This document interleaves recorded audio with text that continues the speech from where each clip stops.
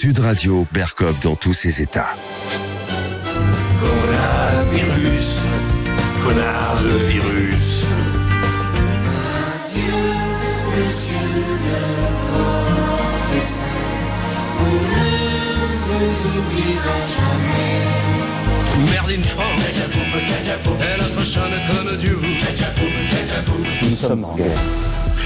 Nous sommes en guerre, et oui, le mantra n'a jamais été aussi fort que depuis 4 ans, depuis 3 ans et demi, où Emmanuel Macron a parlé, c'était à propos du coronavirus, de Covid-19, mais alors la guerre, attention, elle s'est étendue, comme on le sait, sur d'autres fronts, et on en parle tout le temps, bien sûr.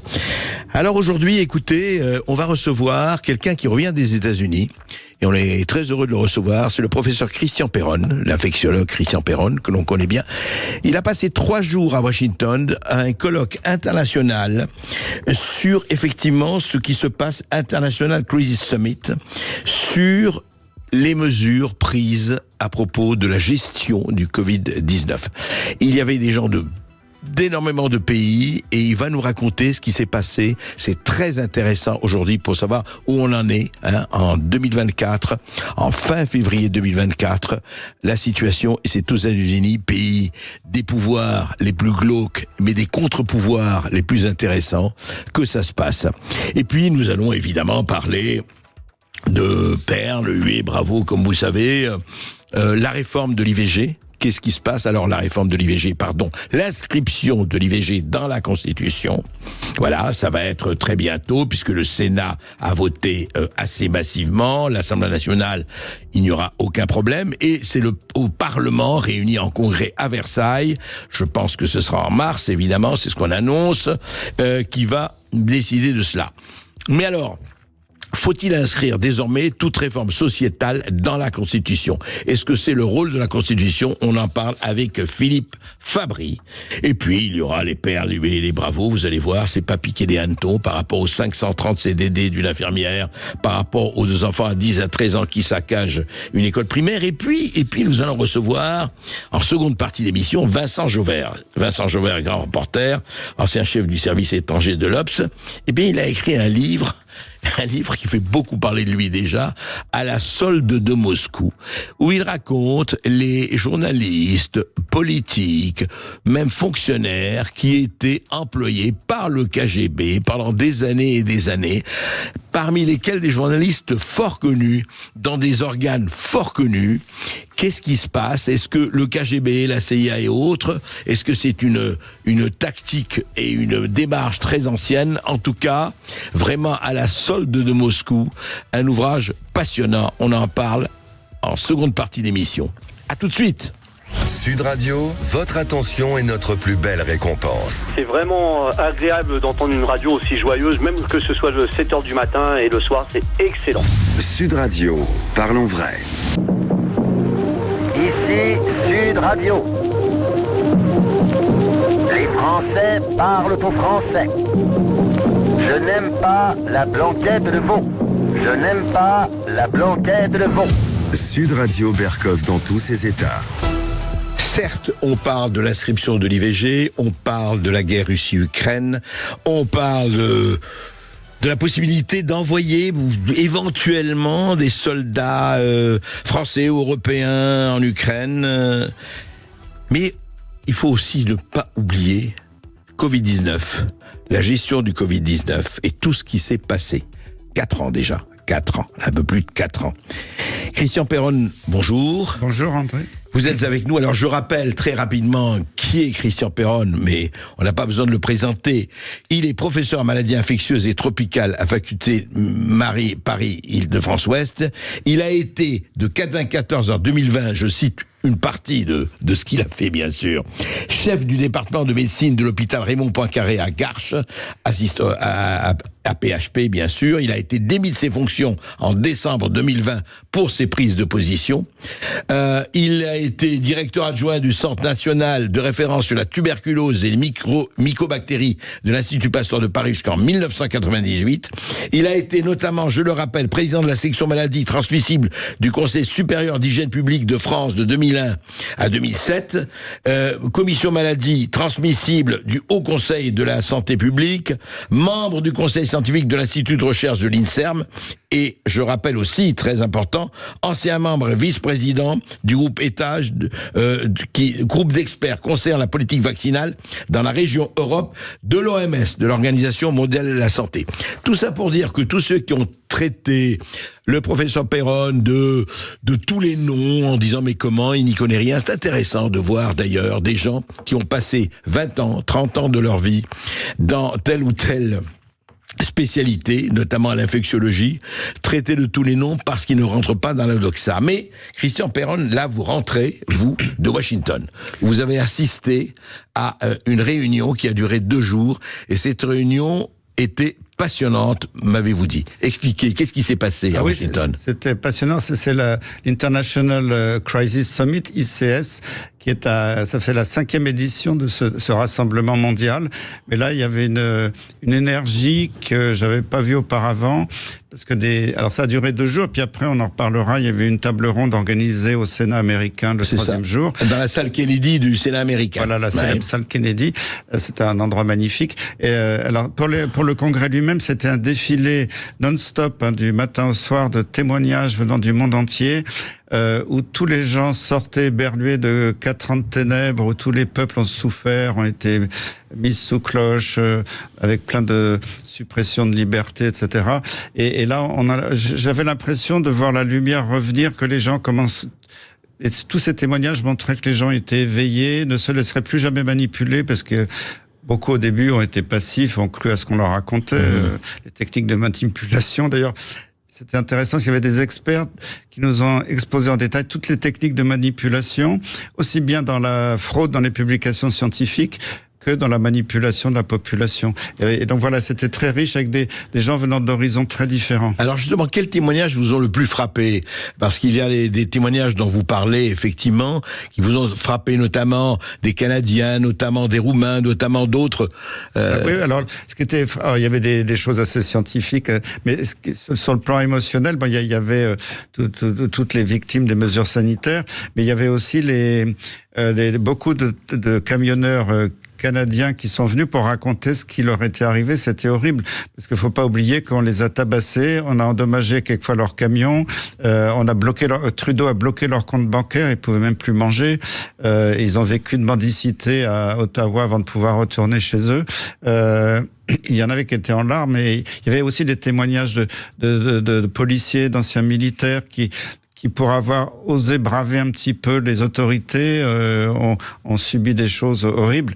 Il y avait ce témoignage aussi magnifique, très émouvant, d'un monsieur qui était d'origine roumaine, qui est devenu chauffeur routier au Canada. Il a participé à la manifestation, mais de façon totalement pacifique.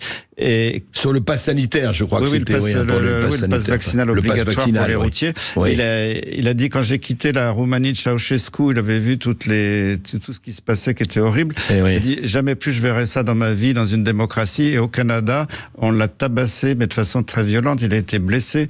Et il en pleurait en racontant son témoignage. Donc, ça, c'est aujourd'hui dans une soi-disant grande démocratie mondiale. Et ça a été un petit peu partout pareil, quoi. Et alors, est-ce que l'impression que vous avez eue, parce qu'on a maintenant un recul de 4 ans, comme on peut dire, vous avez l'impression qu'il y a une espèce en tout cas, de prise de conscience, c'était international. Il y avait des gens de beaucoup de pays. Enfin, il y avait des gens de beaucoup de pays. Ce qui est intéressant à voir, c'est que les pays qui ont le plus souffert, c'était les pays dits riches ou développés, sous contrôle un petit peu de l'industrie pharmaceutique, de l'OTAN, etc.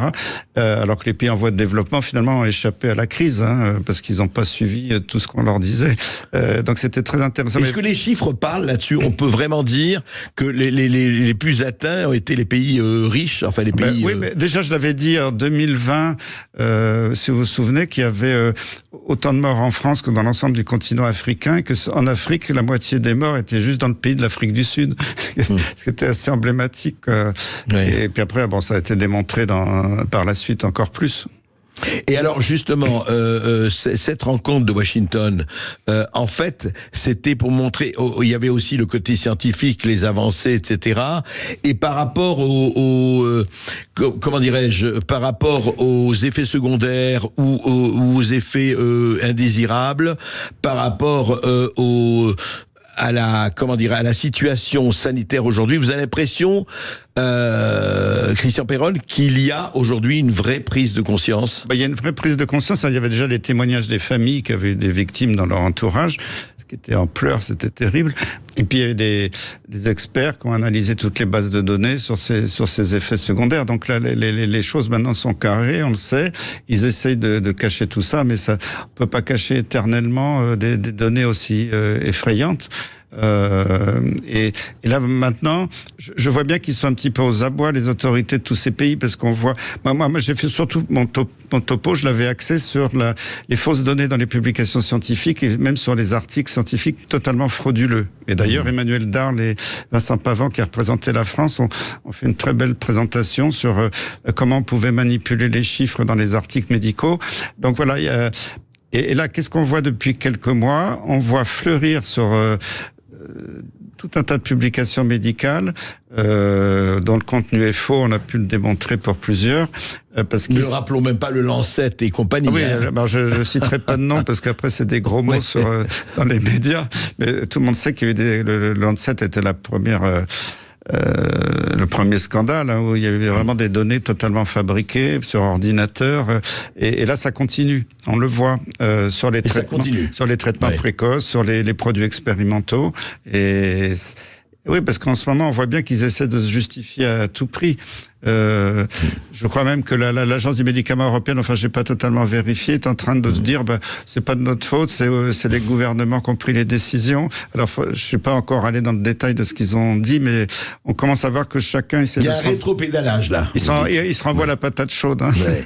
Et alors justement, ça amène à quoi, si vous voulez? Est-ce que vous avez l'impression que justement au-delà du colloque, entre spécialistes et puis évidemment des témoins, ça va amener ou ça peut amener à effectivement que les politiques, que les juristes, etc. s'emparent de la chose et commencent à porter plainte, parce qu'il y a eu des plaintes déposées contre tel ou tel. Est-ce que c'est quelque chose à votre avis? Oui, je crois qu'aux États-Unis, je crois que c'est surtout au Texas, il y en a peut-être d'autres. Il y a des hommes politiques de haut niveau qui commencent à porter plainte contre certaines mesures des autorités. Et là, il n'y avait pas que des gens de la santé, il y avait des financiers, il y avait une femme qui était une repentie de l'industrie pharmaceutique. C'était amusant, il y avait à la table ronde au Sénat un financier qui avait été à Wall Street et qui gérait des portefeuilles de milliards de dollars chez BlackRock. Ah oui, et ce gars-là, il nous racontait toutes les magouilles derrière. Donc c'était vraiment sympa de voir tous ces gens qui... Moi aussi, on peut dire que j'étais dans le système, j'ai travaillé pour le gouvernement français, j'en étais fier à l'époque, j'étais dans la vaccination. Mais justement, le fait d'avoir été dans le système permet d'avoir un œil critique beaucoup plus crédible, parce que si j'avais rien fait dans le domaine, on aurait dit, à juste titre, que j'y connaissais rien, mais là, c'est pas le cas. Et là, c'était très intéressant de voir ces gens venant de disciplines très, très différentes. Alors, ces gens disciplinent, que ce soit quelqu'un de Big Pharma, enfin qui n'y est plus, ou quelqu'un de Wall Street, effectivement, ce qu'ils vous disent, c'est quoi? C'est que ça a été entièrement monté, je ne parle pas du tout de complot ou quoi que ce soit, mais qu'il y a eu une espèce de management par la peur au service d'un certain nombre d'intérêts. C'est un peu ça. C'est comment au profit d'intérêts financiers gigantesques, on est capable de magouiller la vérité. Alors je peux pas rentrer dans le détail de tout ça, mais c'est impressionnant de voir la manipulation. D'ailleurs, il y avait beaucoup de topos justement sur les techniques de manipulation. C'était très intéressant. Alors, ces techniques de manipulation, on les voit dans tous les domaines, pas seulement sur le domaine de la santé. Christian Péronne, au fond, aujourd'hui, vous avez été, on le sait, attaqué, mis au banc, etc. Vous vous sentez comment, vous, aujourd'hui, par rapport à tout ce qui s'est passé, où vraiment on a essayé de vous diaboliser, de vous marginaliser, de considérer que vous et d'autres, d'ailleurs il y en a eu d'autres aussi, de considérer comme non, vous êtes nuls et non avenus. Aujourd'hui, vous vous sentez comment? Je me sens de plus en plus fort parce que j'ai un soutien énorme. Moi, j'étais étonné de voir qu'aux États-Unis, beaucoup me connaissaient très bien, même le sénateur qui a organisé. Il savait que j'avais été radié de ma fonction de chef de service, que j'avais été blanchi par le Conseil de l'Ordre. Donc, et puis moi, ce qui m'a fait très chaud au cœur dans les couloirs du Sénat, c'est que bon, après la réunion officielle, il y a plein d'experts des États-Unis, du Canada, d'Australie, d'Europe et d'ailleurs qui sont venus me voir, même du Mexique, en disant bravo, les résistants français, vous avez été des pionniers. Donc moi oui, parce que Didier Raoult aussi est très suivi là-bas. J'étais étonné de voir qu'on nous considérait là-bas comme des pionniers, et en disant continuez, et la France doit retrouver sa place de pays des Lumières. J'ai trouvé ça magnifique parce que ce sont des étrangers, des Américains et d'autres qui me l'ont dit, et ça m'a touché. Oui, c'est la France doit retrouver sa place de pays des Lumières. C'est bien qu'on le dise en tout cas, alors que effectivement aujourd'hui on se pose beaucoup de questions là-dessus. Une dernière question, Christian Perron.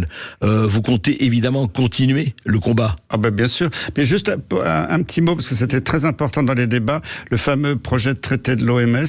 Il faut bien que les Français soient au courant de ça.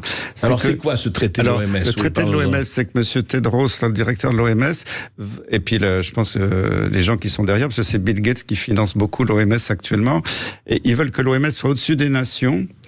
Maintenant, on peut décréter une pandémie même s'il n'y a pas un seul mort. Donc, M. Tedros, si la loi passe, si ce traité passe, il pourra dire, ben voilà, il y a un virus très dangereux, le virus du lézard vert qui va tuer tout le monde. Et il pourra ordonner des confinements, des injections obligatoires, sans que les États puissent dire quoi que ce soit. Et ce sera. Et alors ils ont, comme ça, c'était pas passé à l'OMS l'année dernière, ils ont changé le mode de vote pour que ce soit maintenant la majorité simple. Ça va passer au mois de mai. Et ce traité est extrêmement dangereux. Il faut vraiment que tous les hommes politiques, les citoyens se mobilisent pour qu'on nous impose pas une espèce de un diktat international, l'OMS décidant au-dessus des États ce qu'on doit faire. Les États ne seront même plus consultés, ni les parlements, ni les gouvernants. Ils seront obligés, soi-disant, d'obéir. Mais je pense qu'il faut résister. J'espère que ça passera pas. Mais c'est très important parce qu'on voit jusqu'où ils vont aller pour supprimer les libertés, quoi.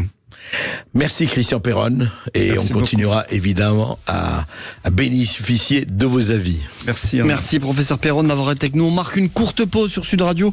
On se retrouve dans quelques instants pour parler de l'IVG qui va être inscrit dans la Constitution. À tout de suite sur Sud Radio.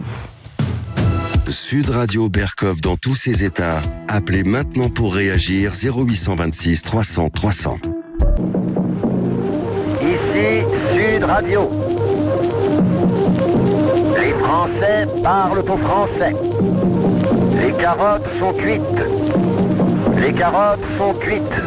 Sud Radio Berkov dans tous ses états. Donc, il s'agit d'inscrire l'IVG, l'interruption volontaire de grossesse, rappelons-nous, Simone Veil en 1975, dans la Constitution française. Voilà. Donc, le Sénat a voté, soyons clairs, nettement, sinon massivement, pour l'inscription. L'Assemblée nationale, on pense que ça ne fera aucun doute, bien sûr. Et Emmanuel Macron, le président de la République, a annoncé la réunion du Parlement en congrès le 4 mars prochain, donc dans quelques jours.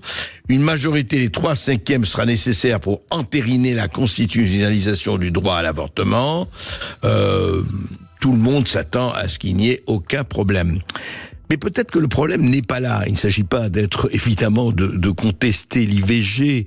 Il ne s'agit pas de rentrer dans cette polémique, mais de se demander si le sociétal n'est pas en train d'envahir ou ne va pas envahir la Constitution. On s'explique, très bien, mais la Constitution n'est pas quelque chose où on peut faire un menu ou à la carte en permanence.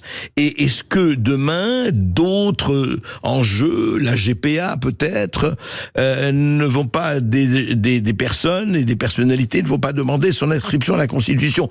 Où doit s'arrêter ceci? Et c'est pour ça que nous avons demandé à Philippe Fabry. Bonjour Philippe Fabry. Bonjour. Vous êtes historien du droit, je le rappelle, vous êtes auteur du Président absolu, la 5e République contre la démocratie aux éditions Scripta Manette. Vous avez reçu pour ça un excellent livre. Et puis vous avez sur votre chaîne YouTube Philippe Fabry, on peut vous voir sur votre chaîne YouTube Philippe Fabry. Alors, Philippe Fabry, encore une fois, le problème n'est pas de discuter du pour et du contre, effectivement, l'IVG, mais est-ce que ce droit à l'inscription de l'IVG ouvre effectivement la porte à toute une série de réformes, d'ailleurs qui ont leur justification ou leur légitimité, mais doit-on à chaque fois faire entrer cela dans la Constitution ? Alors, c'est une question qui a été débattue. Il y a le président du Sénat, notamment Gérard Larcher, qui avait dit qu'il fallait pas que ça devienne un catalogue de droits sociaux et sociétaux, la Constitution. Maintenant, ce qu'il faut voir, c'est que dans beaucoup de pays, c'est souvent le cas, et à vrai dire, depuis le début de la tradition constitutionnelle, parce que si on y pense, les fameux amendements, par exemple, à la Constitution des États-Unis, le droit de porter les armes, liberté d'expression, etc., tous ces droits qui sont des droits sociaux et sociétaux, pour ainsi dire, sont justement ce que le nom qu'on leur donne, c'est-à-dire ce sont des amendements à la Constitution. C'est-à-dire d'abord, ils ont adopté leur Constitution et ils ont ajouté tout ça. Et de manière générale, dans l'histoire constitutionnelle occidentale, que ce soit pour l'habeas corpus en Grande-Bretagne ou chez nous d'ailleurs la Déclaration des droits de l'homme qui a été rédigée par la Constituante, et cela juste avant et dans le cadre ou dans le prolongement de ces travaux pour donner une constitution à la France, les deux ont toujours été très liés. Alors ça peut entraîner des disputes un peu techniques parce que d'aucuns ont envie de dire que la Constitution c'est fait pour régler la distribution des pouvoirs essentiellement et pas pour donner des droits. Mais comme c'est le texte fondamental et que dans l'idée de la démocratie libérale, il y a le fait que même par rapport à la démocratie, c'est-à-dire même par rapport au pouvoir de la majorité, il faut protéger les individus, en particulier les droits des individus. Le fait d'inscrire ça dans la Constitution, en principe, c'est quelque chose qui est assez lié à la tradition occidentale. Oui, d'accord. Donc, effectivement, oui, le sociétal, d'ailleurs, que quand vous parlez des États-Unis d'Amérique, c'est clair, c'est même le premier amendement de la liberté d'expression. Et le second amendement, le droit de porter des armes, donc, effectivement, sujets sociétaux. Donc, mais est-ce qu'on ne peut pas avoir, encore une fois, au-delà de l'IVG, comment faire pour que, ce que disait aussi Gérard Larcher, et que vous répétez, effectivement, comment faire pour que ça ne devienne pas une inscription, je ne dis pas automatique, mais presque au catalogue, c'est-à-dire qu'à chaque fois qu'un problème se posera, bien on va ajouter un amendement et on va l'inscrire dans la Constitution. Est-ce qu'il n'y a pas une possibilité, je ne dirais même pas de dérive, mais enfin de sursaturation de cette sacrée Constitution, alors qu'il y a beaucoup d'autres choses à faire pour la rétablir, peut-être, Philippe Fabry, vous le dites vous-même. Alors, effectivement, il y a deux problèmes. Le premier problème, on peut commencer par celui-là, c'est de savoir si, effectivement, c'est la priorité des priorités. À partir du moment où on a des problèmes que j'ai pu indiquer par ailleurs sur le caractère démocratique et l'équilibre des institutions, et là en particulier, ça fait 2 ans qu'on a d'énormes problèmes de conflit entre l'exécutif et le Parlement, avec un Parlement qui est vraiment foulé aux pieds, et on peut se demander dans ces circonstances si la priorité dans la réforme constitutionnelle c'est ça, et c'est pas de mesurer le pouvoir du Conseil constitutionnel ou ce genre de choses. Ça, on peut tout à fait l'entendre, mais c'est une question qui se pose pas juste là en principe, c'est une question générale. Maintenant, sur le fait d'ouvrir la porte, je pense que ce qu'il faut voir surtout, c'est que d'une certaine manière, cette inscription de l'IVG dans la Constitution, ça montre que c'est vraiment entré dans les mœurs. C'est-à-dire que je vous ai entendu vous inquiéter de la GPA. Je pense que pour faire entrer la GPA dans la Constitution, il faudrait que la GPA ait été adoptée déjà légalement et que ça fasse 40 ans qu'elle est dans le droit français. Parce qu'en fait, c'est ça la question. Ah oui, il faut les 40 ans. Il faut les 40 ans. Ouais. Mais alors, je sais, c'est pas qu'il faut les 40 ans, si vous voulez, mais bon, même si c'est une vieille durée en droit de prescription, mais l'idée, c'est que à partir du moment où une chose a été installée, en général les nouvelles idées elles viennent par la gauche, toujours, a été installée et admise dans la société, une fois que ça fait 40 ans que c'est là, tout le monde est habitué à ce que ce soit là. Et donc j'ai envie de dire à la limite plutôt que le fait qu'on inscrive l'avortement dans la Constitution, même si à la base c'était quelque chose qui était quand même pas mal poussé par des gens de gauche, c'est de là que ça venait la pression, mais ça n'a été possible que ça parce que c'était accepté par les gens de droite. Et si la droite l'a accepté, c'est parce qu'au fond c'est quelque chose. On sent que le problème de l'avortement, et d'ailleurs c'est ça qui a été indiqué comme argument pour le faire entrer à la Constitution, c'est que maintenant il faut conserver l'avortement. C'est-à-dire que la peur n'est plus dans le fait que les gens n'acceptent pas d'accorder ce droit, ça c'était il y a 40 ans. Bien sûr. Maintenant, il y a la peur qu'on revienne dessus. Et donc en fait, c'est devenu presque un combat conservateur, l'avortement d'une certaine manière. Et je pense pas qu'on puisse faire rentrer des choses dans la Constitution. Un combat pour garder nos acquis, c'est ça, quelque part. Voilà, c'est ça, c'est ça, parce que on voit très bien que malgré tout, dans le changement de l'ordre politique français, Il y a aussi, il y a eu une vieille hostilité à droite à l'avortement, mais qui est devenue de plus en plus minoritaire. On le voit en voyant combien cette réforme a été votée. Mais il y a peut-être quand même qui était pas de gauche. Oui. Mais il y a peut-être un danger. Au fond, un des grands non-dits peut-être dans le est-ce que demain on pourrait pas revenir là-dessus? Il y a notamment la montée d'une nouvelle gauche qu'on sait moins ouverte, moins féministe. Je pense en particulier à la montée d'un certain islamisme politique en France, qui lui a plutôt les mêmes positions que les catholiques durs, on va dire, sur l'avortement, c'est-à-dire une hostilité.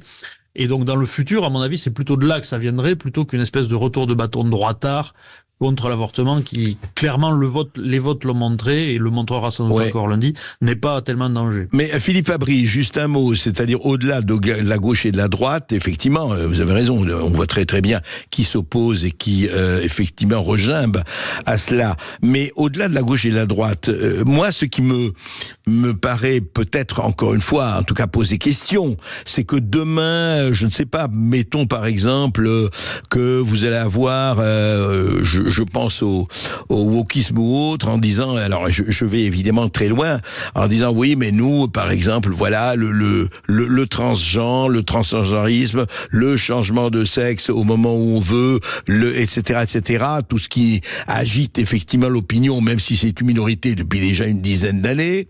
Et pourquoi il n'y aurait pas des gens qui diraient, écoutez, bon, maintenant c'est un acquis, il faut le mettre dans la Constitution.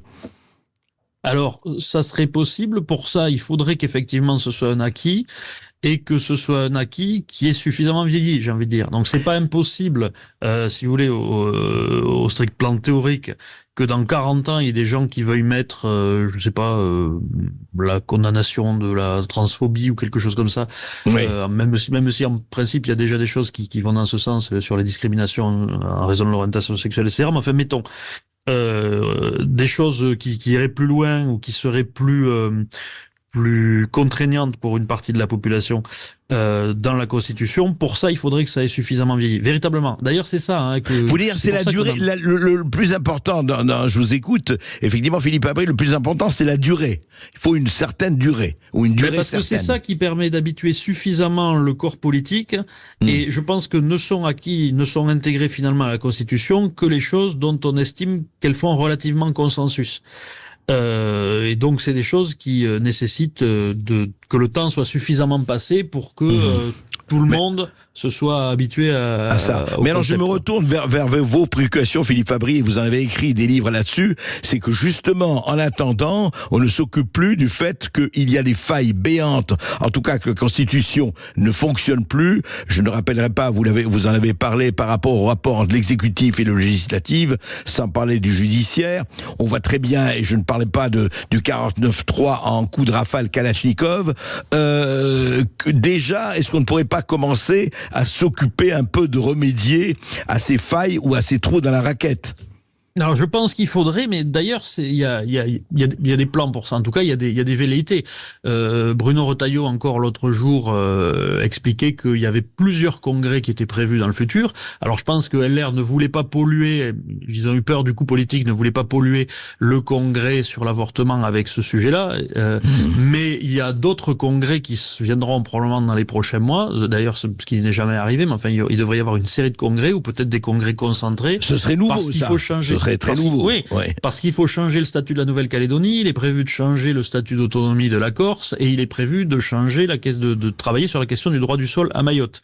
Et ça va être des occasions pour notamment les Républicains d'essayer de pousser leur projet de réforme du référendum, qui était d'ailleurs une idée qui avait été également avancée par Emmanuel Macron, pour éventuellement l'appliquer à la question de l'immigration. Et probablement que tout ceci, en plus, va peut-être aider à recréer de zéro une sorte de culture parlementaire, parce que les sénateurs et les députés vont, quelque part, peut-être s'habituer un peu à siéger régulièrement ensemble dans le cadre de ces multiples congrès qui pourraient intervenir dès cette année. Et donc ça pourrait commencer à partir de lundi. Moi, je vais suivre ça avec grand intérêt pour voir un petit peu quelle est l'ambiance au-delà de la juste simple question du vote de l'avortement. Écoutez, on va tous suivre ça. Merci Philippe Fabry, merci de vos éclaircissements. Merci. Merci Philippe Fabry d'avoir été avec nous. Je rappelle que vous êtes historien du droit, auteur de ce livre, Le Président absolu, la 5e République contre la démocratie, aux éditions Scripta Manon. On va marquer une courte pause sur Sud Radio. On se retrouve dans quelques instants. Vous aurez la parole évidemment, 0826 300 300. Mais avant, il y aura les perles, les huées et les bravos d'André Berkoff. À tout de suite sur Sud Radio. Sud Radio Berkoff dans tous ses états, midi 14h. André Berkoff. Ici Sud Radio. Les Français parlent au français. Je n'aime pas la blanquette de veau. Je n'aime pas la blanquette de veau. Sud Radio Berkoff dans tous ses états. Et pour compléter ce que nous a dit le professeur Christian Perron de retour de Washington, que nous avons eu tout à l'heure, par rapport à la gestion du Covid ou de l'anti-Covid, voici ce que nous a envoyé une auditrice roumaine qui vient d'écouter la TV officielle de Roumanie. Écoutez, depuis le début de la pandémie, la Roumanie a détruit 6,8 millions de doses de vaccins anti-Covid. En stock, ils auraient encore 3 millions de doses. Et il faut savoir que l'Union européenne a commandé plus de 40 millions de doses dans la joie et la bonne humeur. Une information de la TV officielle roumaine. Et puis maintenant, nous allons parler de quoi ? Nous allons parler des doudounes du Pays de la Loire. Sud Radio Berkoff dans tous ses états. Les perles du jour. Là, c'est pas Made in France quand même. C'est pas Made in France, Jacques Dutronc. C'est les doudounes de la région du Pays de Loire. Oui, absolument. Le Pays de Loire a distribué des doudounes, et c'est très très bien en ces temps d'hiver. Effectivement, marqué, étiqueté, Pays de Loire, voilà. Et il y a un conseiller régional et eurodéputé socialiste, Christophe Clergeau, mauvais esprit sans doute, qui a dénoncé le blabla de la présidente de région. Mais qu'est-ce qu'il dit, Christophe Clergeau ? Il dit, ça nous a attiré notre attention, la présidente de région macroniste, Madame Morancé, fait fabriquer les doudounes de la région Pays de la Loire, étiqueté Pays de la Loire, au Bangladesh. Encore là, ça ne suffisait pas, les poulets, la viande, etc. Maintenant, les doudounes. Et oui, alors il dit voilà, double discours de Christelle Morancé, la présidente de la région, et elle dit ça va pas du tout, ça suffit les coups de com', ça suffit les blabla, dit Christophe Clergeau, député de l'opposition, député conseiller de l'opposition, mais quand même, c'est quand même assez extraordinaire. Voilà, alors l'élu demande à la présidente de région de préciser les conditions dans lesquelles ces vêtements ont été produits. Les élus écologistes ont également dénoncer ces objets professionnels en plastique qui fabriquaient certains en Chine, là, objets en plastique. Voilà, nous demandions déjà du fabricant en France en 2019, 5 ans plus tard, on n'y est pas encore. Voilà, où en est-on de ce point de vue, etc. Alors, les services de la région ont répondu en disant que l'achat groupé de ces goodies avait fait l'objet d'un appel d'offres dans les règles. Appel d'offres dans les règles, les doudounes, les objets en plastique. Alors c'est vraiment intéressant ça. On voudrait quand même un peu comprendre. Donc, on dit voilà, il faut réindustrialiser, ça suffit, la désindustrialisation, ça suffit. On sait tout ce qui s'est passé avec Atos et compagnie. Maintenant, on va fabriquer français, made in France. En attendant, est-ce que ce serait pas, hélas, ce que dit Jacques Dutronc, Made in France ? Est-ce qu'on n'a vraiment pas les moyens de fabriquer des doudounes en France ? Il faut les fabriquer au Bangladesh et les importer du Bangladesh. Ça coûte rien de la distance du Bangladesh à ici ? Non, apparemment, non. Voilà, on en est quand même là, on en est quand même dans tous les domaines. Ne parle pas du paracétamol fabriqué en Chine, etc., etc. Enfin, on va pas faire, il faudrait 3 heures pour faire l'inventaire de tout ce qui pourrait se fabriquer en France et qui est fabriqué à l'étranger. Non, je ne suis pas contre le commerce international, je ne suis pas contre le mondialisme galopant. Mais enfin, à un moment donné, il faut savoir ce qu'on veut. Est-ce qu'on veut une France où l'on fabrique quand même un certain nombre de choses encore, où il faut absolument tout délocaliser ? Du poulet à la doudoune, la question est posée et on aimerait bien, auditeurs de Sud Radio, résistants de Sud Radio, avoir votre avis. Sud Radio Berkov dans tous ses états. Monsieur le professeur, adieu, vous entendez ces enfants, c'est magnifique, adieu le professeur. Vous rappelez à ces hussards noirs de la République qui enseignaient aux enfants effectivement le civisme, les savoirs, la transmission, tout se passait. Alors aujourd'hui, c'est pas adieu le professeur, c'est je ne sais pas ce qu'il faudrait dire, parce que voici ce qui s'est passé samedi dernier, dans une école primaire à Grand-Charmont. Voilà, à Grand-Charmont, l'école élémentaire d'Ali Janet, qui avait été déjà vandalisée avant la rentrée de septembre, eh bien samedi dernier, dans l'après-midi, des enfants d'à peine 10 à 12 ans, je dis bien d'à peine 10 à 12 ans. C'est très simple, ils sont rentrés dans le week-end, voilà. Ils ont commencé à fracasser les portes, ils ont laissé ouvert, armoire renversée, vitres cassées, tableau blanc interactif brisé, voilà. Et on y est allé franco de port. Il a fallu que le maire Jean-Paul Munier arrive pour mettre en fuite 5 à 6 gamins qui s'éparpillent dans tous les sens. Encore une fois, 10 à 12 ans. Les murs barbouillés de peinture, bien sûr.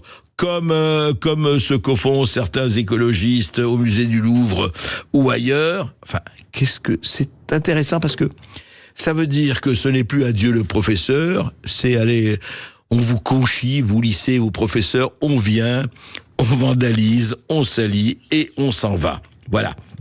Donc ça a été très violent, en tout cas très violent sur le matériel, heureusement pas sur les élèves, il y avait personne à ce moment-là, mais quand même c'est assez hallucinant. On peut pas s'étonner, aussi qu'on peut s'étonner, qu'est-ce qui amène que des enfants de 10 à 12 ans ne pensent qu'à une chose aujourd'hui. Ils auraient pu avoir peut-être d'autres divertissements ou d'autres loisirs. Non. Allez les gars, on va casser une école. Intéressant, hein, ces changements de civilisation, changement de génération, changement de logiciel ou disparition des neurones. Je ne sais pas. En tout cas, voilà ce qui s'est passé au Grand-Charmont. Hein. Encore une fois, ce n'est pas dans une zone sensible, ce n'est pas dans une éducation, etc., dans les nouveaux quartiers, pas du tout, au Grand-Charmont. Voilà, c'était simplement un visage quotidien de la France en 2024. Sud Radio Berkov dans tous ses états. Heureusement, il y a des entreprises, il y a des administrations où on peut dire merci patron, parce que ça se passe bien et ça se passe heureusement dans la joie et, en tout cas, on l'espère, dans la bonne humeur. Mais alors à Nantes, par exemple, dans la maternité de Saint-Herblain, dans la banlieue nantaise, eh bien, un exemple, une ex-salariée attaque au prud'homme la clinique qu'il a employée pendant 17 ans. Avant de ne plus renouveler son contrat, 17 ans. Alors, la direction dit pas du tout, on lui a proposé plusieurs CDI. Mais en attendant, il y a les faits. Et les faits, c'est quoi ? Elle a eu cette infirmière, donc après 17 ans de travail, écoutez bien, elle a eu 530 CDD. 530 CDD renouvelés, donc de CDD en CDD. Voilà, elle a 60 ans, elle a été écartée en novembre de la maternité de la clinique Santé Atlantique à Saint-Herblain. On lui a annoncé par téléphone, tension avec la hiérarchie. Elle a évoqué, effectivement, elle a parlé au Figaro, elle a évoqué des pressions et un manque d'humanité. Elle dit qu'elle pensait qu'elle coûtait trop cher. Et elle précise, encore une fois, avoir enchaîné les contrats en temps partiel, le plus souvent à 28 heures par semaine, pour un salaire correct, oui, correct, pour effectivement le personnel, entre 1800 et 2000 euros. Alors voilà, mais la chose absolument hallucinante pour nous, c'est les 530 contrats à durée déterminée. Comment peut-on faire ? Non mais je veux dire, ça se fait. On peut faire 530 contrats à durée déterminée pendant 17 ans. Alors ils vont l'avocat de l'infirmière va plaider au prud'homme la nullité du licenciement. Mais enfin, ce qui est incroyable dans cette histoire, c'est que, effectivement, la clinique dit l'enchaînement de CDD était un choix de l'aide-soignante. Oui, alors dit, parce qu'il faut donner les deux côtés, la clinique dit, cette collaboratrice a choisi de ne pas postuler aux différents postes en CDI qui sont présentés au fil des ans, aussi bien en temps partiel qu'en temps plein. C'était son choix. Voilà, alors écoutez, on ne sait pas ce qui va se passer. Les deux personnes en présence, prud'homme ou pas prud'homme, apparemment c'est parti pour. Mais encore une fois, le problème qui est posé effectivement, c'est la direction des seniors. Hein. Je veux dire, la direction, le travail des seniors en France. Il faut savoir que seule une personne âgée de 60 à 64 ans sur 3 est aujourd'hui employée. Je répète, une seule personne âgée de 60 à 64 ans sur 3 est aujourd'hui employée. Un taux très largement inférieur à la moyenne européenne. Voilà, la France est maillot rouge ou maillot vraiment très mauvais élève de ce point de vue-là. Et on se demande très sincèrement si, à partir de quel âge il faut jeter un certain nombre d'hommes et de femmes au magasin des accessoires. Est-ce que ça va durer encore? Apparemment, oui. On marque une courte pause sur Sud Radio, on se retrouve après les infos de 13h pour le face-à-face, bien sûr, jusqu'à 14h, avec le grand reporter Vincent Jauvert qui sera avec nous. À tout de suite sur Sud Radio. Sud Radio. Parlons vrai. Parlons vrai. Sud Radio. Parlons vrai. Sud Radio. Parlons vrai. Sud Radio Berkov dans tous ses états. Le face-à-face. Il est 13h03 sur Sud Radio, l'heure pour nous de vous présenter ce face-à-face jusqu'à 14h. André Berkov, vous recevez Vincent Jauvert, qu'on connaît bien pour ses livres d'investigation, le grand reporter, ancien chef de service étranger à l'Obs et auteur de ce nouveau livre qui sort demain en librairie, À la solde de Moscou. C'est aux éditions du Seuil. Bonjour Vincent Jauvert. Bonjour. Alors Vincent Jauvert, je rappelle, on l'a reçu et toujours avec plaisir pour la mafia d'État notamment, et puis il a fait plusieurs livres et lui, justement, il enquête. Oui, l'enquête, vous savez, c'est très important. Hein. C'est très très bien éditorialisé, c'est très bien de commenter, mais c'est très bien d'enquêter. C'est quand même la fonction première du journalisme. N'oubliez jamais ce que disait Albert Londres, la plume dans la plaie. Et là, alors, quelle plaie? Quelle plaie, Vincent Jauvert, à la solde de Moscou. Effectivement, un livre qui paraît demain. Et ce qui est étonnant, c'est que, d'abord, vous êtes d'accord avec moi, il n'y a pas une grande puissance qui n'a pas ses espions plus ou moins cachés. Je dirais que vous n'avez pas fait le livre sur l'Amérique et la CIA, mais on pourrait faire le même livre ou pas sur l'Amérique et la CIA. Juste un mot avant de commencer. Si, je l'ai fait. C'était même mon premier livre, il y a 20 ans, qui s'appelait L'Amérique contre De Gaulle, à partir des archives américaines qui venaient juste d'être ouvertes, et notamment les archives de la CIA qui montraient comment elle espionnait De Gaulle. Donc, écoutez, voilà. Mais je vais vous raconter une anecdote qui est très marrante. Juste une anecdote. Ouais. Ils étaient tellement fascinés par De Gaulle qu'ils interceptaient évidemment toutes ses communications. Et quand De Gaulle est allé au Mexique, avant d'aller au Mexique pour son fameux discours mano a mano, la mano et viva Mexico, oui. Il envoie ce discours à l'ambassadeur de France au Mexique pour avoir son point de vue. La CIA, la NSA intercepte, et le discours est tellement bon que le conseiller à la sécurité nationale de Johnson le montre à Johnson et écrit au bord de Monsieur le Président, vous devriez lire ce discours et vous devriez vous en inspirer avant qu'il l'ait prononcé. De Gaulle, ouais, c'est très joli. Si, bien sûr, les Américains, les autres. Juste un mot, on ne va pas s'éterniser là-dessus, Vincent Jauvert. Mais dans votre livre, donc paru il y a 20 ans, on parlait aussi de journalistes ou d'intellectuels, etc. Parce qu'il y en a eu, vous savez, un certain nombre de revues qui ont été financées par la CIA.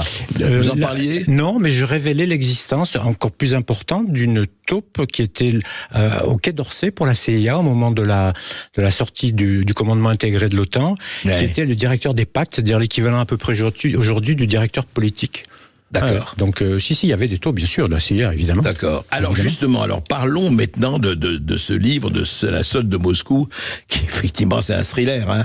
C'est l'espion qui venait non pas du froid, mais qui venait de l'Hexagone, et c'est vraiment intéressant parce que, justement, ça embrasse des politiques, des journalistes, des hauts fonctionnaires, et vous racontez très bien, en fait, et c'est parti, on peut dire que c'est parti ça commençait presque au début du XXe siècle, hein, c'est pas 45.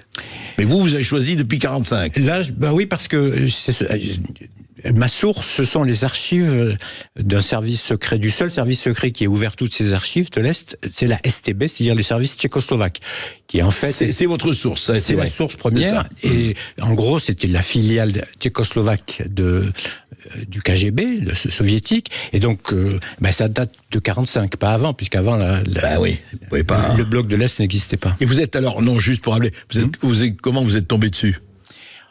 Par un article dans une revue anglo-saxonne de renseignement, de spécialiste, un historien qui racontait l'histoire de Mehdi Ben Barka, ça dit quelque chose aux Français. Oui, bien sûr. Et qui racontait que Mehdi Ben Barka était un agent tchécoslovaque, en fait, et rémunéré comme tel. Et à l'intérieur de l'article, il était dit que il y a eu une campagne de désinformation organisée à propos de l'enlèvement de Ben Barka dans la presse française via 2 médias. 1965. Ouais, 66. 66, ouais. Bon, on s'en fout. Via 2 médias. Il y a 2 médias qui étaient donc dont les journalistes, dont certains journalistes étaient achetés par la STB, Le Canard enchaîné et Le Nouvel Observateur. Et donc j'ai discuté avec cet historien qui m'a raconté des choses, et ensuite je suis allé sur place et demandé les archives et aidé par une formidable interprète politologue, Sarah. On a travaillé pendant plusieurs mois sur ces milliers et milliers de documents. Il y avait une abondance. Ah oui, parce qu'il note tout. Il note tout. Ouais. Et il note quand ça marche, il note quand ça marche pas. Tous les détails. Et ça, c'est unique au monde. On n'a jamais eu d'archives du fonctionnement des services de renseignement au quotidien. Ah oui, c'est vraiment, il notait tout. Il notait tout. Et aucun service de renseignement n'a jamais ouvert ça. Il faut savoir que les Français sont très fiers de dire, par exemple, qu'ils ont ouvert leurs archives de 1940. Ah ouais. Donc là, ça remonte jusqu'en 89. Donc c'est exceptionnel comme matériau, exceptionnel. Oui, tout à fait. Et vous avez pu donc ils vous ont laissé tout consulter, tout voir. N'importe qui peut faire ça. Hein. Et alors la France a la part, parce que je suppose qu'il ne parlait pas que de la France, et vous le dites, mais a une part, en tout cas, pas négligeable du tout. Ben non, parce que c'était un pays important. D'abord, jusqu'en 66, c'était le siège de l'OTAN. On l'a souvent oublié. Bien sûr. Et puis après, c'était le leader, à l'époque, le seul leader politique de l'Europe. L'Allemagne était quand même un nain politique. C'était un pays qui avait l'arme nucléaire. D'ailleurs, ils se sont beaucoup renseignés là-dessus. On pourra en parler tout à l'heure. Ouais. Donc, un pays qui était militairement quand même important. Politiquement décisif, le Parti communiste était puissant encore, et il cherchait à enfoncer des coins à l'intérieur de la société. Donc, la France était une cible majeure du bloc de l'Est. Et alors comment, justement, parce que vous en parlez dans votre livre, encore une fois, vraiment lisez-le, parce que ça se lit vraiment comme un roman policier. Je vous dis, c'est Vincent Le Carré ou John Jauvert, je ne sais pas, mais ça se lit vraiment bien. Comment il procédait? Alors comment ça se passait? La mécanique, pas évidemment, ça dépendait des gens, mais grosso modo, comment on est service tchèque, évidemment très proche de Moscou, du Kremlin, de l'URSS. Comment on fait, comment on attire, comment on séduit, comment on happe, comment on hameçonne le poisson? C'est une très bonne question parce que on voit bien qu'ils employaient toujours la même technique et c'est celle qui marchait et je suppose qu'ils emploient toujours la même technique. C'est une approche circulaire. Un serpent, ils tournent autour, ils se renseignent d'abord à l'extérieur, puis à l'intérieur, ils vous font parler, ils vous invitent à déjeuner plusieurs fois, ils posent des questions assez larges, comme nous les journalistes, on appelait ça, vous vous souvenez, dégorger, faire dégorger, on fait parler. Et puis petit à petit, ils demandent des questions précises sur votre famille, sur vos antécédents, sur vos pères, vos parents, vos enfants, votre situation financière, vos amis, ils vous... Mine de rien, et il note tout. Mais de façon très légère, comme ça. Légère. Et puis vous posez des questions sur la politique, ça dépend de ce que vous faites, mais sur la politique, etc. Et il voit si vous êtes engageant, si vous répondez, et si vous avez des faiblesses, si vous avez des fragilités. Alors, ça peut être une fragilité d'ego, on en parlera à propos de quelques-uns, fragilité ou penchant idéologique, qui n'était pas forcément visible, le cas de Paul-Marie de Lagorce, qu'on pensait être un gaulliste qui était en fait très orienté vers les soviétiques.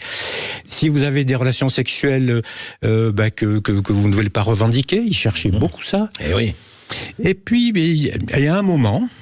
Oui, le passage à l'acte. À un moment, ils décident, alors ils s'écrivent entre eux, ils demandent d'abord à Moscou, demande à Moscou, est-ce qu'on peut le faire, est-ce qu'on peut y aller, ou est-ce que vous êtes sur le gars, ou qu'est-ce que vous savez sur lui? Dans certains cas que je raconte, encore une fois, de Paul-Marie de la Gorce, ah non, là, il est chez nous déjà, arrêtez. Ou alors, oui, allez-y, il n'y a pas de problème, on sait ça et ça de lui, ou d'elle, enfin, en l'espèce, il n'y avait que des hommes. Et alors, on organise le déjeuner, où on va avancer doucement vers la tentative de recrutement. On va pas trop loin, parce qu'on veut pouvoir jouer l'ambiguïté et dire non, c'est mal compris, non, c'est juste, voilà, on voulait voir juste si vous étiez d'accord pour discuter régulièrement avec nous. Amicalement. Voilà. On fixe, à ce moment-là, quand on sent que ça mord, on dit, on va si vous êtes d'accord, on va se voir toutes les 6 semaines. Toujours. Toutes les 6 semaines. Pour tenir la personne, il faut la voir régulièrement. Toutes les 6 semaines. Et puis, vous allez accepter des rendez-vous clandestins. C'est-à-dire que vous n'allez le dire à personne, et puis on va organiser des systèmes de remplacement. C'est-à-dire que si on voit qu'il y a un problème dans cet endroit, si au bout d'un quart d'heure, l'un des deux n'est pas là, on se retrouve, par exemple, le lendemain à la même heure, au même endroit. Et ça, c'est la preuve que si la personne se présente le lendemain au même endroit à la même heure, il a mordu. Il a mordu. Et c'est le cas de Gérard Carrero, par exemple. Mais on va en parler tout à l'heure. Oui. Non, c'est absolument passionnant. Et je suppose qu'il faut exactement. Et la réunion, le déjeuner, est sécurisé. C'est-à-dire que ça, la personne ne le sait pas, qui va être recrutée. Il y a 2 ou 3 agents des services spéciaux qui sont dans les tables à côté, et qui ont repéré le lieu pendant 2-3 heures auparavant. Passionnant. On se retrouve tout de suite avec Vincent Jauvert après cette petite pause. Et puis on prendra toutes vos questions aussi sur ce sujet passionnant. 0826 300 pour réagir et pour poser toutes vos questions à Vincent Jauvert. On est ensemble jusqu'à 14h. À tout de suite. Sud Radio, votre attention est notre plus belle récompense. Je voulais vous remercier d'exister, parce que vous êtes vraiment la seule radio que j'écoute et vous êtes quasiment les seuls à faire véritablement votre métier de journaliste. Sud Radio, parlons vrai. Ici Sud Radio. Les Français parlent au français. Je n'aime pas la blanquette de veau. Je n'aime pas la blanquette de veau. Sud Radio Berkov dans tous ses états. Là, c'est plutôt comment les Russes, les Soviétiques et les Russes séduisent certains Français. À la solde de Moscou, de Vincent Jauvert, un livre passionnant qui paraît demain aux éditions du Seuil. Alors, justement, entrons non pas dans le vif du sujet, mais voyons des gens. Vous voyez, Paul-Marie de la Gorce. Moi, quand j'ai vu Paul-Marie de la Gorce, pour moi, c'était un gaulliste. Voilà, Paul-Marie de la Gorce, très connu. Rappelez d'ailleurs qui c'était, Vincent Jauvert. C'était un grand journaliste qui a commencé sa carrière dans les années 50 et qui l'a terminé, si je ne me trompe pas, dans les années 90. Il a été directeur du service étranger de Radio France, je crois, de TF1, grand éditorialiste. Les Français de nos âges se souviennent de son visage à la télévision comme commentateur. Et on le croyait, plus à la fin, mais en tout cas dans les années 60, on pensait qu'il était comme sa famille d'aristocrates désargentés, de droite, gaulliste, comme son frère qui était à l'OTAN. Et ça lui permettait d'avancer masqué en quelque sorte, parce que en réalité, il était proche des idées, on l'a vu à la fin de sa vie tout de même, des idées soviétiques, disons, en tout cas du bloc de l'Est. Et donc, Paul-Marie de la Gorce, au début de sa carrière, il a accepté de travailler pour la STB tchécoslovaque. Il était devenu un agent très important, notamment sur l'OTAN. Il connaissait beaucoup de choses. Et puis à un moment, comme je le disais tout à l'heure, la STB a demandé au KGB, à Moscou, leur a dit, voilà, on voudrait aller plus loin avec lui, qu'est-ce que vous en pensez? Non, vous arrêtez tout de suite parce qu'il est déjà chez nous.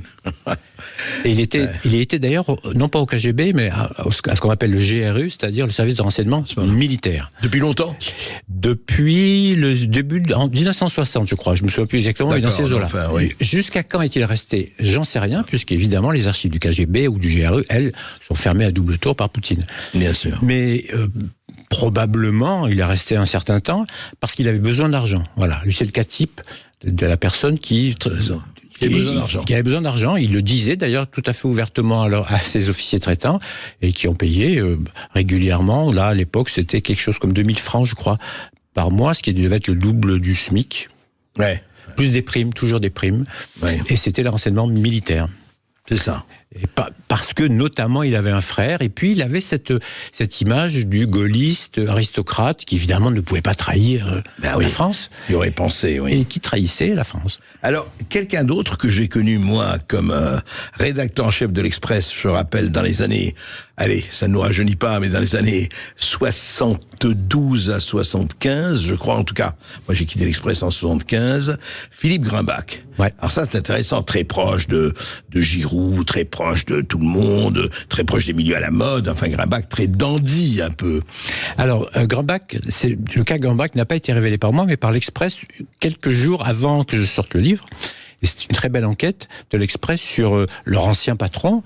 Oui. Et lui travaillait émargé au KGB. Ils l'ont su par une autre source. C'est un peu compliqué à raconter, mais vous l'avez eu aussi. Il n'était pas Non, il n'était pas au service des Tchèques. Il était au service uniquement du KGB. Et c'est un transfuge qui avait écrit un livre très important dans les années 90 avec des noms de code, mais les noms de code de Grimbach n'étaient pas associés à son nom. Il ne donnait pas les noms, mais dans ses note initiale, il y avait les noms, note initiale qui était en Grande-Bretagne, et l'Express a eu la bonne idée d'aller voir ces notes-là, où il y avait marqué le nom de code Intel, c'est Philippe Grimbach. Ce dont plusieurs personnes se doutaient. Et c'était intérêt ou conviction, lui? Enfin, conviction. Si j'ai bien compris, c'est les deux. Hein. C'est les deux, oui. C'est surtout l'intérêt. Et alors justement, vous parlez de quelqu'un, enfin, on parlait de deux personnes. Mais pardonnez-moi de vous interrompre, même si c'est pas moi qui l'ai découvert, c'est un formidable agent c'est un des rares qui a été décoré à Moscou, clandestinement, pour le travail qu'il a accompli. Il a été décoré. Décoré à Moscou. Clandestinement, mais officiellement. Enfin, je veux dire. Oui, par le patron, le numéro 2 du KGB de l'époque. Donc, il y en avait plusieurs, enfin, c'est quand même, personnage flamboyant, extraordinaire, pas forcément sympathique, mais un entre-gens incroyable. C'est d'ailleurs pour ça qu'il a été choisi, forcément. Oui, forcément, parce qu'il connaissait. C'est tout à fait insoupçonnable, comme toujours.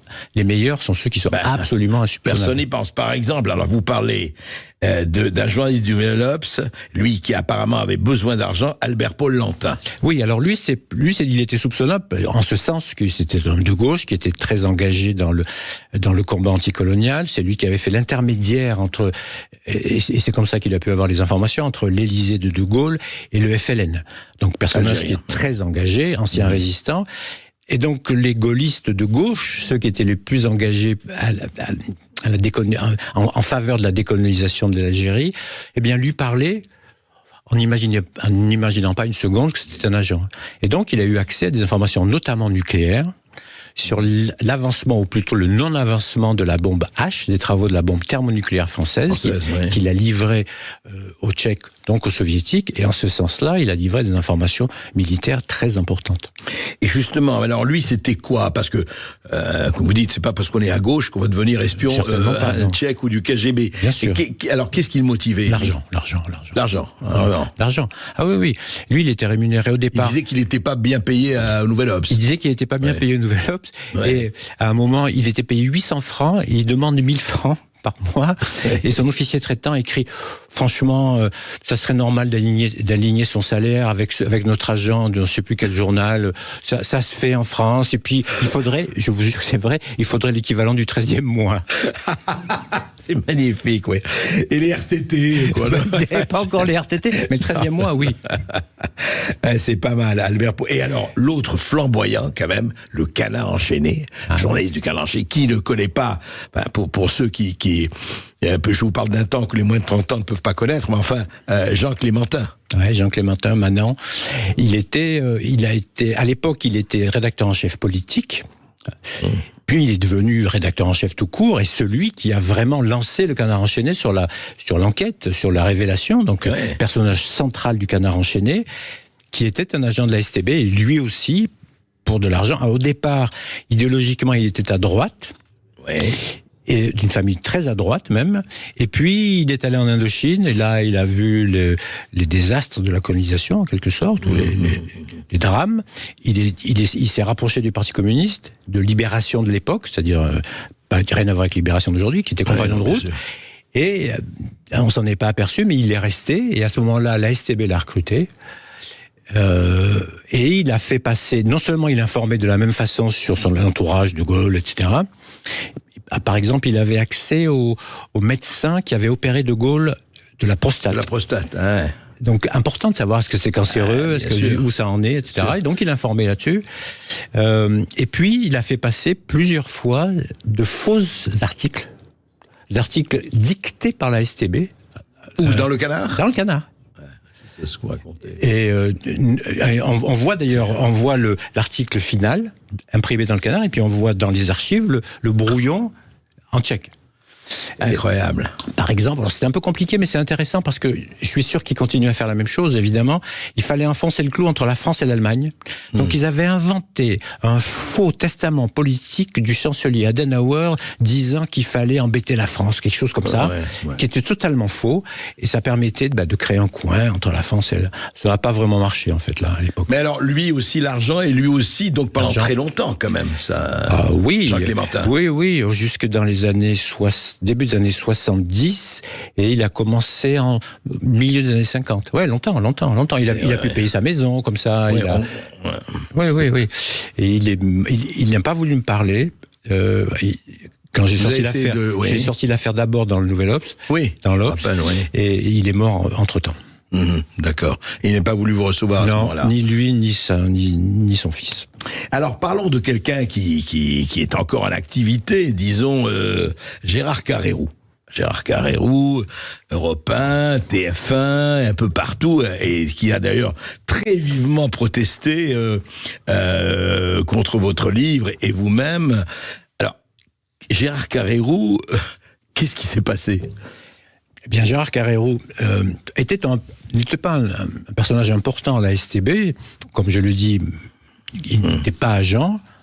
Il y a une gradation. Il y a l'informateur, le collaborateur. Ah oui, alors. Il y a informateur simple. La personne n'est pas au courant du tout qu'elle discute avec quelqu'un du service d'enseignement.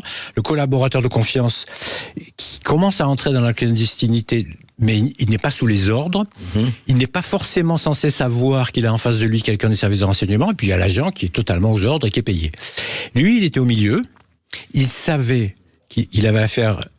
En tout cas, il savait, d'après les rapports du service de renseignement tchèque, qu'il savait, puisque je vous ai raconté l'histoire de la réunion de remplacement. Il est allé à une réunion de remplacement, donc il savait qu'il était dans une relation clandestine, et il n'était pas rémunéré. Malgré ce qu'il dit, je n'ai jamais dit qu'il était rémunéré, mais il recevait des cadeaux. D'accord. Du cristal de Bohème. Oui, des vases. Des services divers et variés. On a les factures. Mais il savait à qui il avait affaire. Il savait parfaitement à qui il avait affaire. En tout cas, d'après ce qu'ils disent, eux. Et eux, quand ils disent que ça ne marche pas avec quelqu'un, ils le disent. Quand quelqu'un ne sait pas à qui il a affaire, ils le disent. On pourra venir tout à l'heure sur des gens qui ont refusé, sur des gens qui... On va en parler, Et donc, lui, tout porte à croire qu'il a accepté pendant 2 ou 3 ans de travailler pour eux. Je pense essentiellement, un peu par idéologie, c'était un homme de gauche à l'époque, et puis je pense surtout par ego. Il était flatté. Il lui disait que ses rapports allaient directement à Prague, au comité central, que c'était un élément de paix très important. Ce qu'il faisait était fondamental pour la paix dans le monde.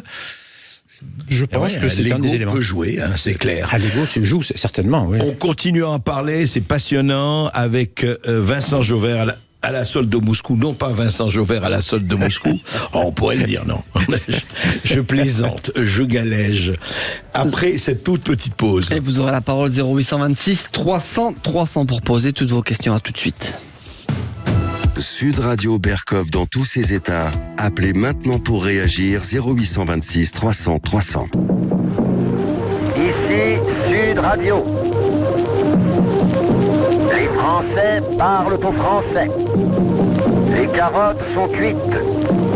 Les carottes sont cuites.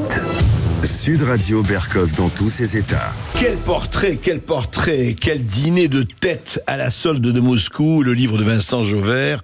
Alors justement, on parlait un peu, alors les faiblesses, il y a l'ego, il y a l'argent, et puis il y a aussi, quand même il faut le dire, le sexe, ça joue quand même un rôle non négligeable, on sait, il n'y a pas une histoire d'espionnage qui est c'est vrai dans la réalité. Justement, avant de parler de Patrick Ollier et de Gérard Lecomte, Albert Paul Lantin, vous disiez, était assez friand de donner quelques secrets d'alcôve, peut-être, à ses interlocuteurs. Absolument. La compromission par le sexe était vieux comme le monde, et il cherchait donc les journalistes qui étaient à leur solde donnaient des informations sur l'état des situations financières de leur cible, si évidemment il manquait d'argent, et puis savoir quelle était leur orientation sexuelle et leur activité sexuelle, leur désir, Et par exemple, Lantin a révélé qu'un tel, ancien patron d'une grande chaîne de radio, adorait les parties fines. Bon, alors est-ce qu'ils l'ont utilisé ensuite ? Parce que est-ce qu'il le reconnaissait ? Est-ce qu'il était d'accord ? Ou un tel rêvait de tromper sa femme ? Mais avait pas trouvé, et donc, simplement il voudrait pas que sa femme le sache. Donc évidemment, Lantin dit, ça serait bien que vous envoyiez une belle hirondelle, comme on dit, et puis après, on verra. Cela dit, je n'ai pas vu dans les archives de recrutement, mais il y en a sans doute fait par le biais de la compromission sexuelle. Voilà. D'accord. Je n'ai pas vu. Mais il le cherchait. Alors, quelqu'un qui a eu une autre attitude, Patrick Ollier. Je rappelle, Patrick Ollier, ancien président de l'Assemblée nationale, bien sûr. Et compagnon, on le sait, de Madame... Alliot-Marie. Alliot-Marie. C'est ça. Alors, Patrick Ollier a été aussi recruté. En tout cas, on a tenté de le recruter. Oui, il a fait semblant de marcher, mais dès qu'il a compris qu'il avait affaire à des gens du service de renseignement, il est allé voir la DST. J'ai vérifié auprès des anciens, c'était bien le cas, tout de suite. Et donc, il a fait la chèvre. Il les a fait parler sur leur méthode, sur qui faisait quoi au sein du service. Et il a rapporté tout. Il a même été à un moment sonorisé, comme on dit. Il a pris un petit... il avait un micro, et les gens de la DST écoutaient par derrière et enregistraient. Et ça a duré pendant plusieurs mois. Et ensuite, son officier traitant, celui qui croyait le traiter, a été expulsé, déclaré persona non grata. Et lui a reçu une lettre, mais 20 ans après, du patron de la DST, avec une médaille en reconnaissance de son apport. Donc lui ne s'est pas laissé embrigader. Lui, pas du tout. Non, pas du tout. Et juste, on voudrait parler. Alors là, lui, c'est intéressant parce que lui, il faisait partie de la police et était très près des grands du pouvoir gaulliste de l'époque, Gérard Lecomte. Vous en parlez. Gérard Lecomte, c'est l'espion parfait, comme dit John Le Carré, c'est-à-dire la personne qui a accès à énormément d'informations et qui est invisible, en gros. Il était au cabinet du préfet de police de Paris, donc quelqu'un qui est extrêmement bien informé. Ben oui, bien sûr. Et il recevait tous les rapports de la DST et du SDEC, c'est-à-dire le service de renseignement. Ah oui, il avait tout. Il avait tout. Et s'il n'avait pas assez, il allait sur les bureaux de ses copains et il piquait et il donnait tout, l'ensemble, au service tchèque. Mais d'abord, il les photographiait chez lui. Et il donnait les films à sa femme, qui avait rendez-vous très régulièrement dans une station de métro qui changeait tout le temps. Et c'est sa femme qui amenait les films. Et dans une rencontre très subreptice, à la sortie de la rame, un Tchèque prenait les films et glissait dans la poche de madame les billets. Ça allait jusqu'à 6 000 francs à chaque fois. 6 000 francs de l'époque, c'est beaucoup d'argent. Ah oui, 6 000 francs de l'époque, c'est énorme. Et ça a duré 12-13 ans. Il a été soupçonné, il a été arrêté, et faute de preuves, ils l'ont relâché. L'ancien patron de la DST qui couvrait l'affaire à l'époque en parle dans son livre sans donner le nom du personnage et dit que probablement, il a compris lui qu'il y avait une pression politique. Le pouvoir ne voulait pas dire que la police française était infiltrée. Ah ouais. Surtout qu'il était le collaborateur, numéro 1 du préfet de police. Oui, ou 3. Il était dans l'équipe d'abord de Papon, puis de Grimaud. Ah ouais. Et il a terminé sa vie, c'est extraordinaire ça, comme patron des Bleus, c'est-à-dire, vous savez, l'organisme à Nanterre qui accueille les sans-abri, pour se laver, pour se soigner. Et il y a un article du Monde, bien plus tard, en 84, qui le qualifie de saint laïque. C'est magnifique. Alors que cet homme avait trahi la France pendant des années et des années, mais il s'est en partie réhabilité. Voilà, il s'est racheté. Il s'est racheté, c'est le mot. Alors je crois que nous avons des auditeurs, Esteban. Oui, puisque c'est Philippe qui nous appelle depuis Caen. Bonjour Philippe. On va retrouver Philippe dans quelques instants, mais on a une question sur les réseaux sociaux pour vous, Vincent Jauvert. Oui. À quoi ressemble concrètement un officier traitant ? Est-ce que c'est Monsieur Tout-le-Monde ou est-ce que c'est l'espion style James Bond ? C'est monsieur tout le monde. C'est monsieur tout le monde. Il faut que c'est des gens qui passent totalement inaperçus. Par définition. Il parle parfaitement français, il n'y a pas aucun doute. Il parle parfaitement français. La différence avec d'autres, c'est qu'ils sont extrêmement sympathiques. Tous sont séduits d'abord par la personne. Bien sûr. C'est le job premier. Il faut que l'autre ait l'impression qu'il a affaire à un ami qui le comprend. Qui va devenir un ami. Ouais, un ami. Regardez Poutine qui change de face, qui s'adapte à vous. C'est comme ça qu'il a eu tant de succès au début avec tous les grands personnages d'occidentaux, les leaders, parce qu'ils savaient parfaitement s'adapter aux clients en face de lui. Et eux étaient pareils. On a retrouvé Philippe, André. Philippe qui nous appelle de Caen. Bonjour Philippe. Bonjour Philippe. Bonjour André, bonjour monsieur. Bonjour.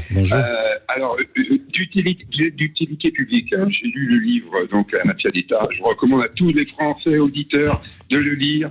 C'est à jour, c'est une œuvre, un chef-d'œuvre. Bon, merci, voilà, monsieur. J'aimerais revenir sur quelque chose, sur l'affaire, en fin de compte, Charles Hernu, ministre de la Défense à l'époque, qui... Charles Hernu, vous parlez, oui. Oui, Charles Hernu. Oui.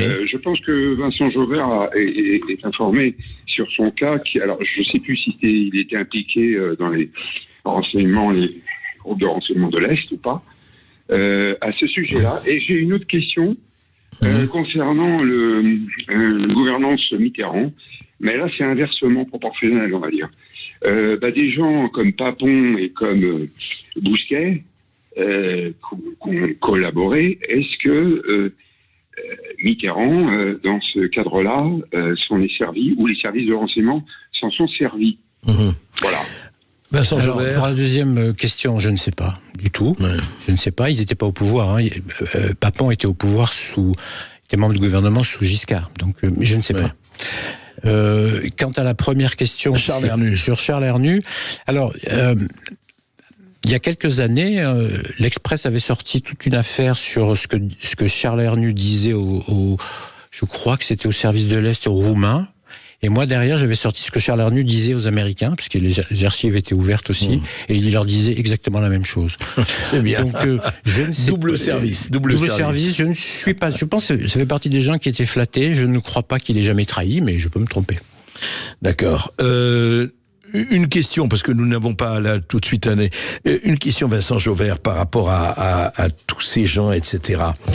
Est-ce qu'aujourd'hui, alors, que ce soit du côté américain ou du côté russe ou du côté français, parce que, alors, on est d'accord, d'abord une question. Tout le monde utilise un peu partout dans les pays étrangers les mêmes tactiques d'espionnage et de renseignement. Bien sûr. Il n'y a pas un pays spécifique, voilà, vous l'avez dit vous-même. J'imagine qu'il doit y avoir des spécificités des uns et des autres, mais enfin tout le monde pratique le renseignement. Oui, et puis tout le monde pratique la même façon, être ami, jouer les copains, donner de l'argent. Enfin, je vois pas comment on pourrait faire autrement. Est-ce qu'aujourd'hui, cette solde de Moscou, à votre avis, aujourd'hui, donc sous Poutine, même voilà, puisque votre livre appartient vraiment à une période très précise et où il y avait effectivement les services aujourd'hui sont peut-être plus bouclés, mais à votre avis, rien n'a changé sur le fond? Oh non, rien n'a changé, mais tout a continué, comme dit la chanson. Ouais. D'autant plus que du temps de l'Union soviétique, le KGB était aux ordres du pouvoir politique. On l'oublie ça. Le KGB n'était pas au pouvoir en Union soviétique, c'était le Parti communiste. Aujourd'hui, c'est le service de renseignement qui est au pouvoir. Et ce sont des hommes de renseignement, tous au pouvoir. Y compris Poutine, bien sûr. Mais tous son entourage. Ouais. C'est unique dans l'histoire du monde. Unique que des hommes qui sont uniquement des gens qui ont été formés pour faire de l'espionnage extérieur dirigent le pays. Et donc ils savent faire que ça, ils le font bien, semble-t-il. Donc évidemment, ça continue et de plus belle. On a des histoires qui sortent tous les jours partout dans le monde, de gens qui se font arrêter pour espionnage, recrutés toujours de la même façon. Il y a toujours de l'argent, il y a toujours une séduction. Et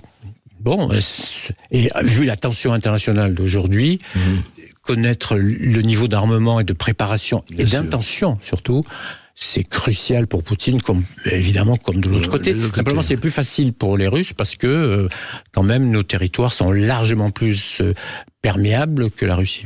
Mais alors justement, est-ce que d'un autre côté, on peut pas dire aussi que la CIA, quelque part, même en Amérique, démocratie évidemment, ce que n'est pas tout à fait la Russie, c'est le moins que l'on puisse dire, mais la CIA, on l'a vu avec ce qui s'est passé avec Biden et les GAFAM et compagnie, est-ce que la CIA n'est pas elle aussi au pouvoir ? Non, je crois pas, non. Non, elle a beaucoup de pouvoir, oui, c'est vrai. C'est vrai que leur manière de... Alors, c'était pas la CIA, c'est la NSA, c'est-à-dire... Oui, National Security Agency, l'organisme chargé des écoutes, sont allés beaucoup trop loin et ont mis en cause la vie privée d'Américains. Ben oui, mais ça s'est su. Oui, il y a des contre-pouvoirs. Il y a des contre-pouvoirs. Voilà, en Russie, ils font forcément la même chose, ça ne sait pas. Donc ils n'ont pas le pouvoir, ils ont beaucoup de pouvoir, parfois trop, ils s'en accordent trop, c'est sûr, mais c'est sans commune mesure avec ce qui se passe en Russie. Est-ce que nous avons un auditeur ? Oui, on a Philippe de Saône-et-Loire. Bonjour Philippe. Bonjour Philippe. Bonjour André, merci pour vos remarquables émissions. Moi, je pense que vous êtes d'utilité publique. Voilà. Je vais te demander à être remboursé par la sécurité sociale. Vous avez raison, Philippe. Absolument.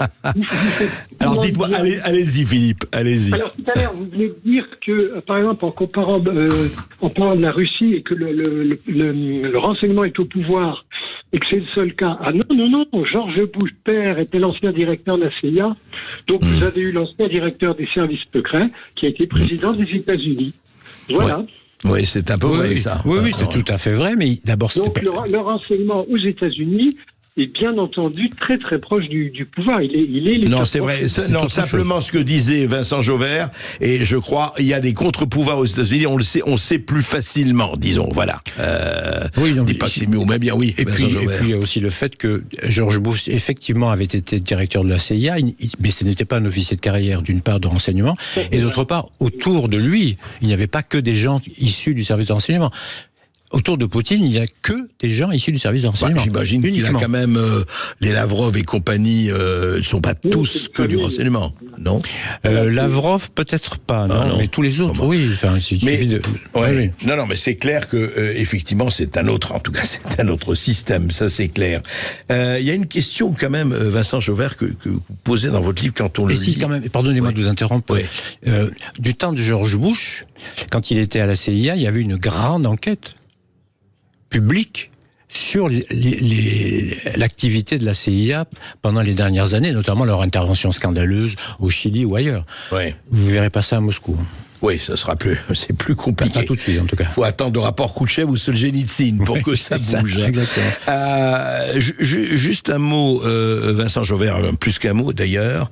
Est-ce que comment au fond, il y a votre livre, mais il y a eu déjà des choses qui sont sorties sur un certain nombre de gens, que ce soit dans vos enquêtes ou dans d'autres.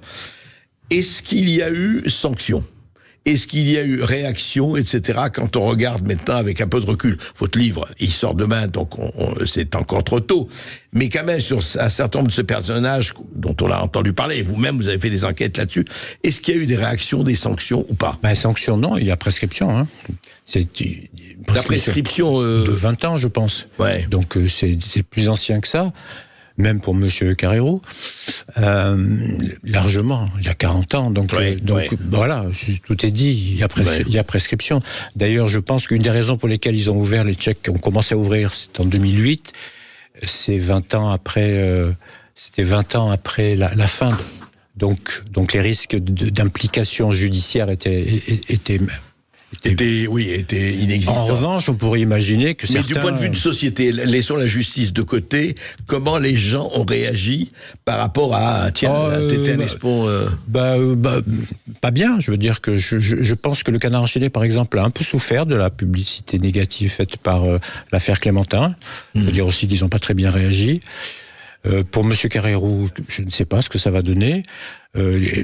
Je pense que les Français dans leur ensemble n'aiment pas trop qu'on trahisse. C'est pour aller vite, qu'on trahisse son pays pour de l'argent. Dire les choses aussi bêtement que ça. Mais juste un mot là-dessus. En fait, il y avait aussi sans doute, et là je sais pas, on peut penser ce qu'on veut.